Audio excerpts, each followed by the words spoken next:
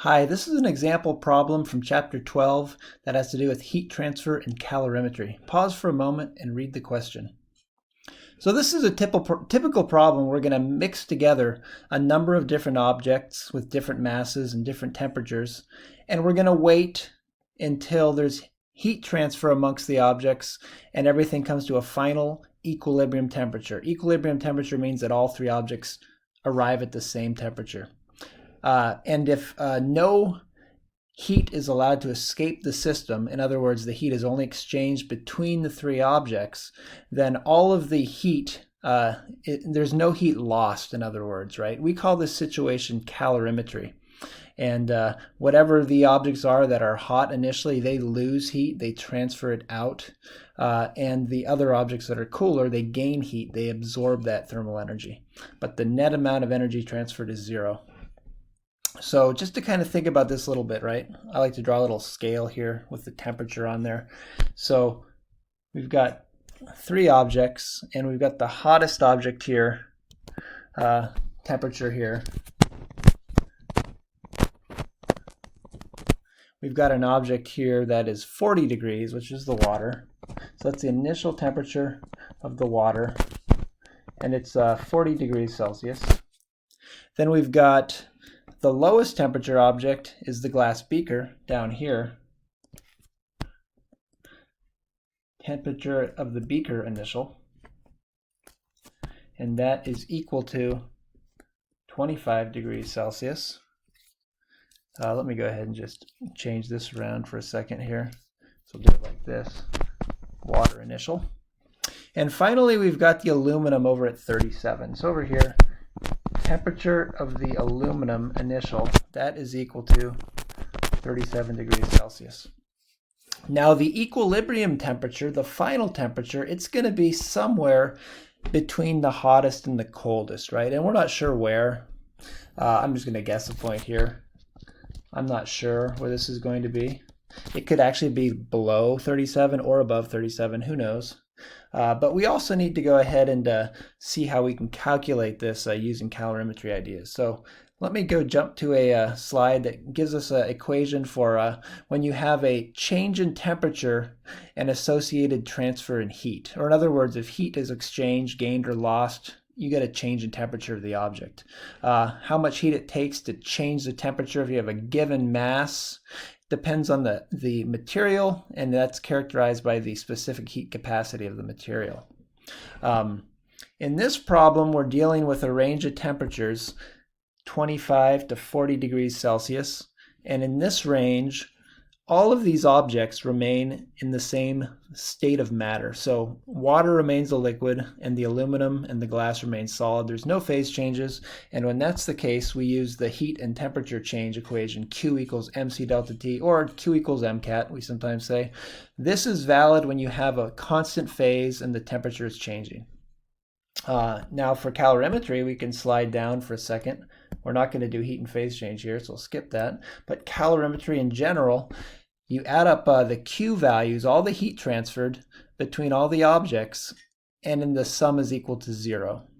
So we're going to go ahead and do that. Another important thing is that the delta T, the temperature change, that's temperature final minus temperature initial. And when you're doing calorimetry, temperature final is the same for all the objects.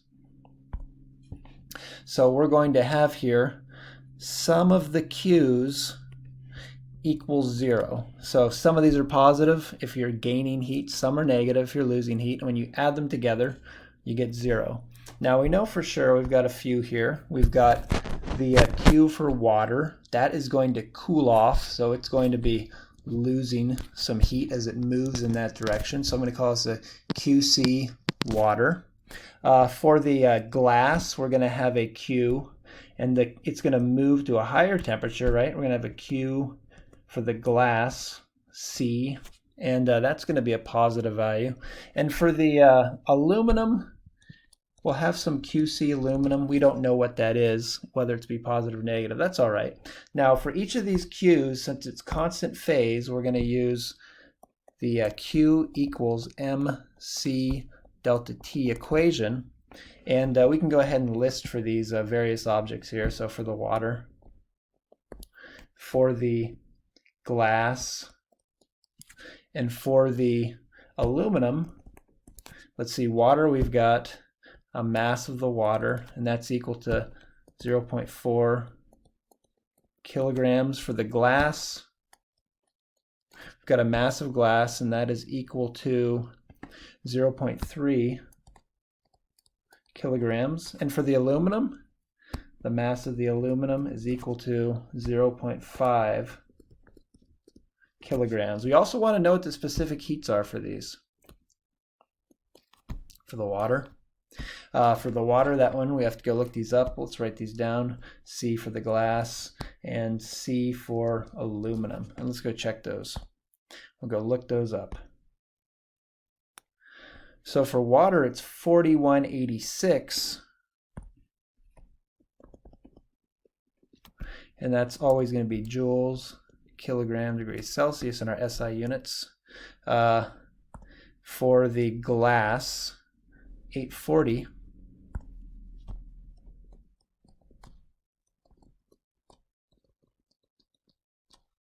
And for the aluminum, 900.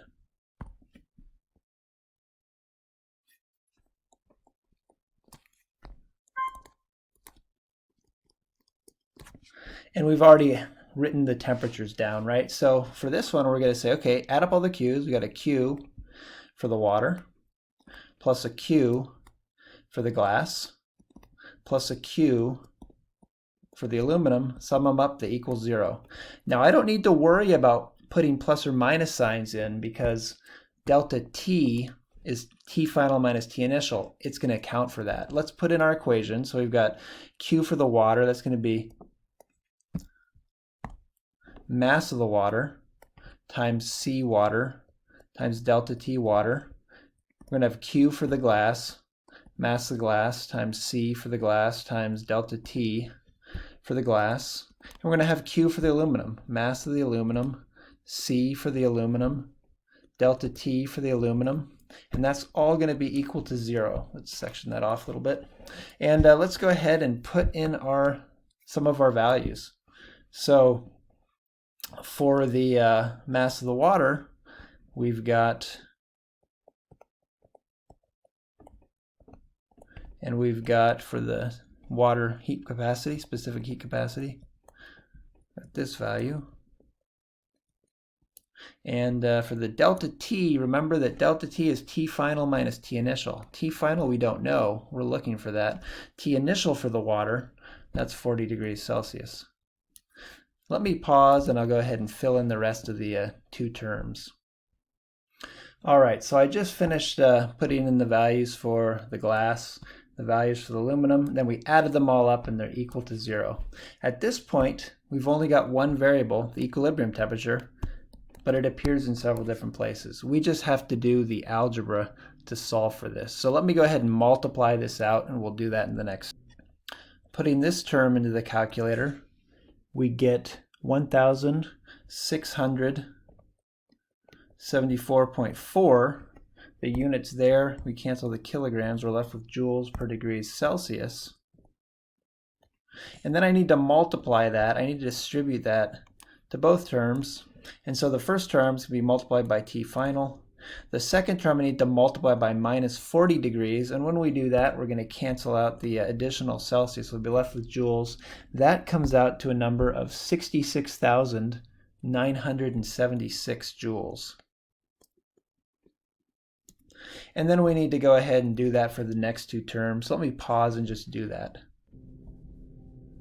All right, get a little more space here. And this last term comes out to a negative 16,650 joules, and that all adds up to 0.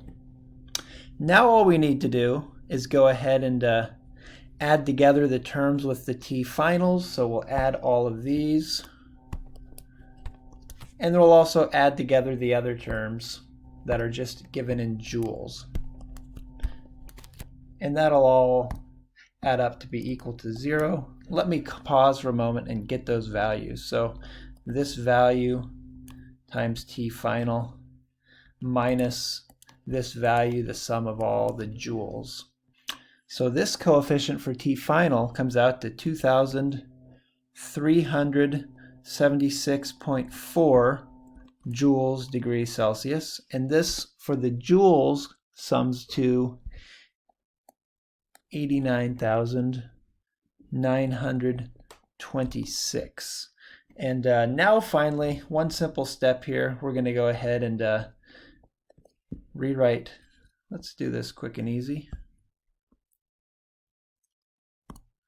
Rewrite this guy, or add this term to the other side.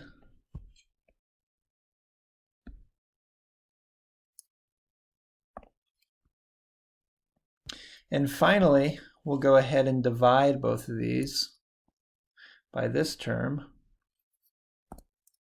in order to solve for the final temperature. And of course, these cancel out. Over here, the joules will cancel, and 1 over Celsius in the denominator is going to become degrees Celsius in the numerator. So T final, when we put this into the calculator, comes out to 37.84 degrees Celsius. And if we look at the temperature scale that we made, we'll see that what was it for the aluminum? Did it gain or lose heat? Well, it actually increased. It went up from 37 to 37.8. So actually, this is in the wrong spot right here. We want to go ahead and move this guy up a little bit to about right there. And we know that that comes out to 37.84 degrees Celsius. That there is your equilibrium temperature. And so we see that the aluminum, it had a positive increase of heat energy. This gained energy, and the water, of course, lost energy. Came out of the water into the aluminum and into the glass beaker.